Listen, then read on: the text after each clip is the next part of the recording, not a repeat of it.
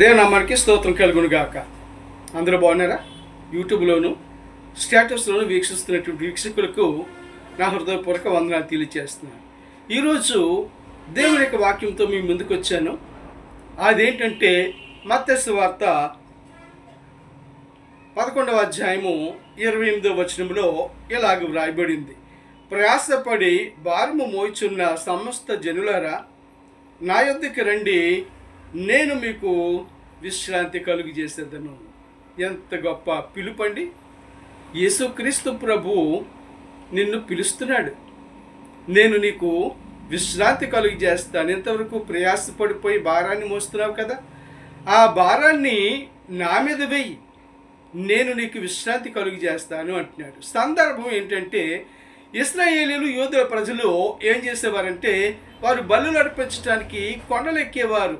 చాలా బరువులు మోసుకుంటూ కొండలెక్కి అక్కడ యెహోవా దేవునికి బలులు అర్పించేవారు.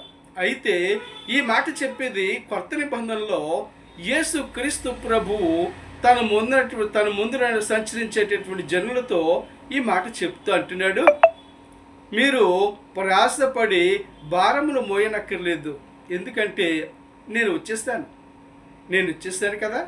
అందుచేత మీరు బరువులు మోసి కొండలెక్కి బలులు అర్పించక్కర్లేదు, కానీ నేను మీకు విశ్రాంతి కలిగజేయడానికి వచ్చాను. కేవలము నన్ను మీరు విశ్వసించండి.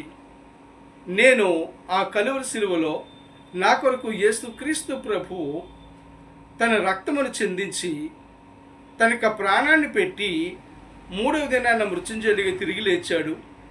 ఆయన సజీవుడు, ఆయన పాపుల రక్షకుడు, ఆయన పాపాలను క్షమించేవాడు. కనుక యేసుక్రీస్తు ప్రభు రక్తములో నా పాపాలు కడుక్కుంటాను, యేసుక్రీస్తు నేను స్వరక్షకుడుగా అంగీకరిస్తున్నాను అని నీ నోటితో ఒప్పుకొని హృదయంలో ఆయనను అంగీకరించడం ద్వారా యేసుక్రీస్తు ప్రభు ఇచ్చే విశ్రాంతి నీకు కలుగుతుందని యేసుక్రీస్తు ప్రభు నీతో ఈరోజు మాట్లాడుతూ అంటున్నాడు.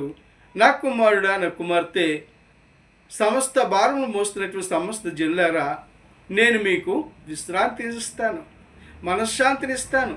మీరు నన్ను విశ్వసించండి, నా నామములో ప్రార్థన చేయండి, మీ పాపాలు ఒప్పుకోనండి. అందుకే నేను వచ్చాను.